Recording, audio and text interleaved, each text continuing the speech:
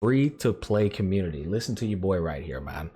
These are the best free-to-play light cones to invest in that can universally benefit any team you are using. These are the ones you really want to pay attention to. I will literally go into detail meticulously why they are so valuable. Let's go ahead and get into it.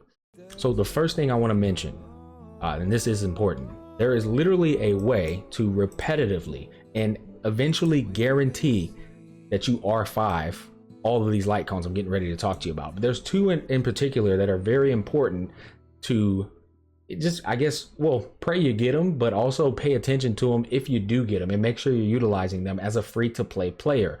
Now, this should go without saying. This is not considering if you somehow got Bronya's 5-star light cone. I don't know this. You're a niche person. You're not factored into this generalized tip. I have to say that because some people just, their IQ, bro, just out the window sometimes. I have this, so this is useless. I'm like, okay, well, you don't get it.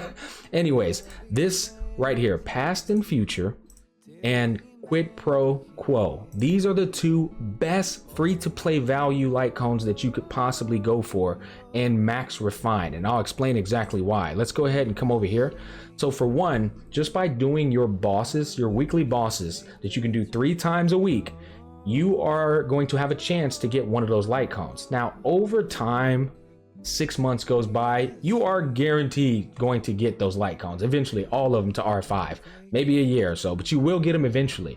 But the value of them is incredibly high. Furthermore, when you come over here to the Forgotten Hall and go to the Forgotten Hall shop, you can then utilize this currency to buy more copies of Past and Future and Quid Pro Quo. And I highly and strongly recommend that you buy these two over anything else in this shop, because they are going to be universally beneficial to the teams that you're utilizing, unless you're using a tank on the team over a healer.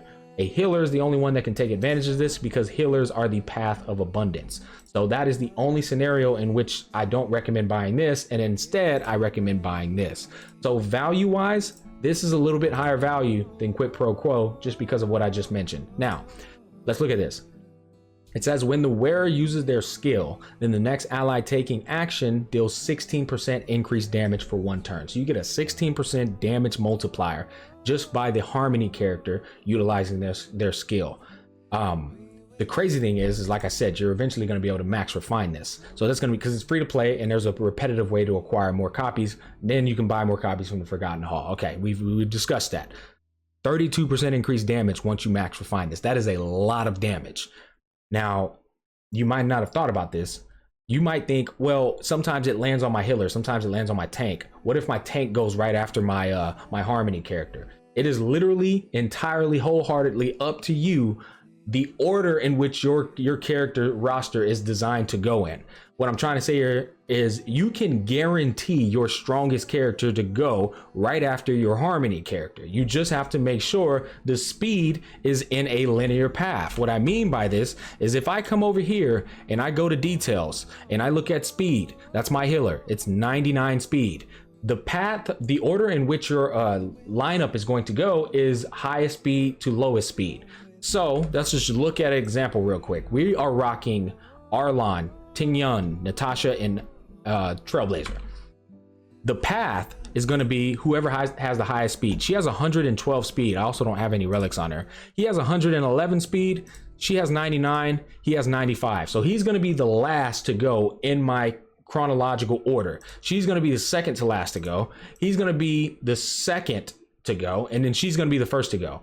Which means, and she's the path of Harmony, by the way. So if I put this light cone on her, boom, equip, boom. If I put that light cone on her and I pop her skill, Arlon's going to be the one to receive it because he's the second fastest character on the screen on the team. He's also my strongest character on the team and the character I actually want to receive that buff. So that free to play obtainable light cone will literally give my Arlon, who is my strongest character on the team, a 32% damage bonus.